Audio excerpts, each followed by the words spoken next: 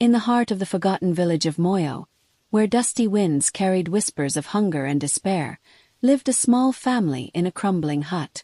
Baba Kofi, a man once full of promise, had been consumed by alcohol, drowning his failures in every bitter sip. Mama Nia, a frail woman with eyes heavy with sorrow, endured his violent outbursts every night. Yet, in the middle of this storm, there was Zuri, a blind girl with a heart pure as the morning sun and a voice that carried hope even in the darkest hours. Zuri was born without sight, but her spirit saw more than any pair of eyes ever could. Her tiny hands often clutched her chest as she prayed fervently to God, asking for peace in her home and healing for her mother's bruises. Every night, as her father's shouting echoed through the thin walls, Zuri would hum softly, her voice acting as a fragile shield against the storm of rage.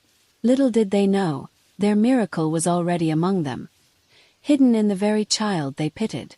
Every evening, after Baba Kofi had stumbled out into the night and Mama Nia was left nursing her wounds, Zuri would crawl to her mother's side and hold her hand.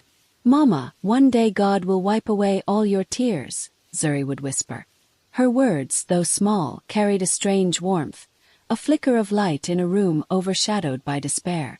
Mama Nia would nod weakly, pressing her daughter's tiny hand against her cheek.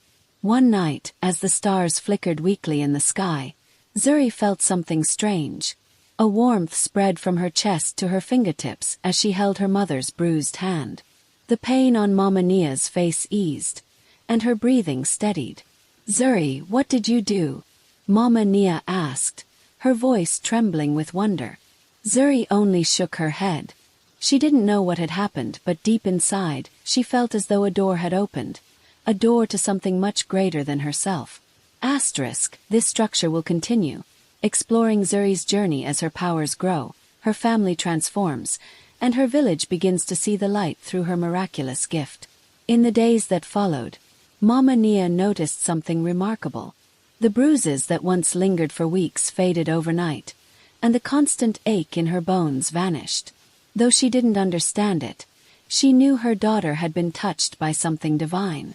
Zuri, unaware of the full extent of her gift, continued her prayers and soft hums every night, clutching her mother's hands with an innocence that carried immeasurable power. But Baba Kofi's behavior grew worse. The weight of his failures and the poison of alcohol turned him into a man unrecognizable from his former self. He would storm into the hut late at night, his voice slurred, his movements violent. On one such night, as he raised his hand to strike Mama Nia, Zuri stepped forward,